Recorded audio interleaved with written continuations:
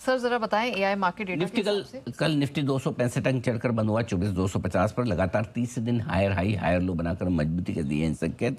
लगातार तीसरे दिन 50 डीएमए और 100 डीएमए जो दोनों पास पास में एकदम पड़ोस में है, 23,850 के आसपास रहते हैं दोनों, उसके ऊपर ही बंद देने में कामयाबी मिली है। वहीं बैंक निफ्टी कल 450 अंक चढ़कर बंद हुआ है 57,200 के करीब। 6 दिनों से बैंक निफ्टी भी अपना एक जो बड़ा टाइट रेंज बना रखा है इसने 1000 पॉइंट का बंद के लिहाज से। 50 डीएमए जो 56,500 के आसपास है, 200 डीएमए जो 57,400 के आसपास, 1000 पॉइंट की रेंज के अंदर ही ये बंद होता दिख रहा है। कल भी उसी रेंज में बंद हुआ है। मिड कैप सेलेक्ट इंडेक्स में अगर आप देखेंगे तो हल्की सी मजबूती रही है, लेकिन हायर हाई हायर लो बनाकर मजबूती के संकेत दिए, इसने 1% बढ़ा है। लगातार तीसरे दिन यहाँ पर मिड कैप इंडेक्स में 42 नहीं 142 पॉइंट की तेजी है। वो उसमें एक कोई खा गया है, एक उसमें अपने बोलते खा जाते हैं इसे। हाँ, तो 42 में वो सोचा 42 पॉइंट में कैसे 1%, 142 पॉइंट की तेजी हुई है। लगातार तीसरे दिन 50 डीएमए 14,500 के आसपास जो है उसके ऊपर बंद हुआ है। इंटरडे में एक हफ्ते का हाई बनाया इसने 14,700 का। स्मॉल कैप इंडेक्स भी लगभग 1.5% चढ़कर बंद हुआ है 19,360 के आसपास।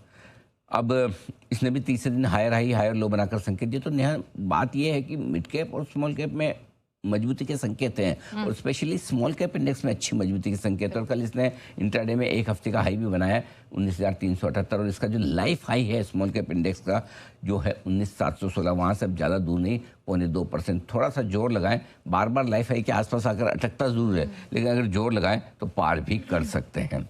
अब आइए विक्स लगातार तीसरे दिन कमजोर आया, कल 4.5% घटा है, और इंट्राडे में 12 दिन का लो बनाया इसने 1156 का। तो विक्स अभी खतरे के निशान से काफ़ी दूर है, कोई टेंशन वाली बात है नहीं। थोड़ा बढ़ भी जाए आज बाजार के मूड माहौल के साथ, लेकिन कोई टेंशन वाली बात है नहीं।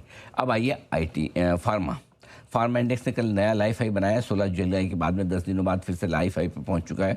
आईटी इंडेक्स 3 महीनों की ऊंचाइयों पर है। ऑटो इंडेक्स ने कल 4 महीनों का हाई बनाया, उसके बाद थोड़ी प्रॉफिट बुकिंग आ गई, लाल निशान में बंद हुआ, लेकिन सेक्टर जो मजबूत है आपके फार्मा आईटी ऑटो काफ़ी अच्छा प्रदर्शन करते हुए दिख रहे हैं। ओके सर, एफआईएस का प्रदर्शन कैसा रहा है? एफआईएस ठीक ठाक है भाई।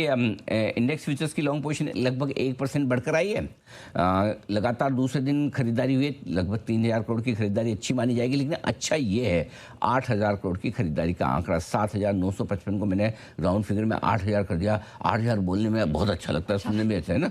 7,900 अच्छा नहीं लगता, 8,000 बहुत अच्छा लगता है।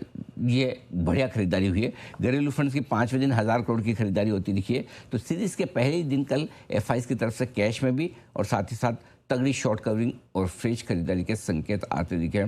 ये सबसे बड़ी हाईलाइट थी कल के सेशन की। ऑलराइट सर, ग्लोबल मार्केट के बड़े डेटा किस तरफ इशारा कर रहे हैं? क्रूड 7% उछलकर $88 के करीब पहुंचा। ये अक्टूबर वाले की बात करें, जो अक्टूबर वाला ज़्यादा गिर रहा था वो अक्टूबर वाले ही है। सितंबर वाला तो और भी ऊपर होगा, बट अब सितंबर की इंपॉर्टेंस खत्म हो चुकी है, आप भी देखना बंद कर दीजिए। फेड ने लगातार 5वीं बार ब्याज दरें स्थिर रखी है। 15 महीनों की सबसे तेज़ गिरावट दिखी है 1150 अंकों की। नेस्डेक 3 महीनों के लो पर लगातार है। हे भगवान, 6ठे दिन गिरा है नेस्डेक। नेस्डेक है या नाशदेक है? वही है नाम ना नेस्डेक है। 10 साल की अमेरिकी बॉन्ड यील्ड 4.68% पर आई है। डॉलर इंडेक्स 101 के नीचे फिसलता हुआ दिखा है। लगातार तीसरे दिन रुपया मजबूत हुआ है 21 पैसे की। कल अच्छी मजबूती मिली आपको 95.65, यानी कि लाइफ लो से करीबन ₹1.25 आप मजबूत हो चुके हैं। बेस मेटल्स में मिला जुला कारोबार रहा है कल। ओके सर, अब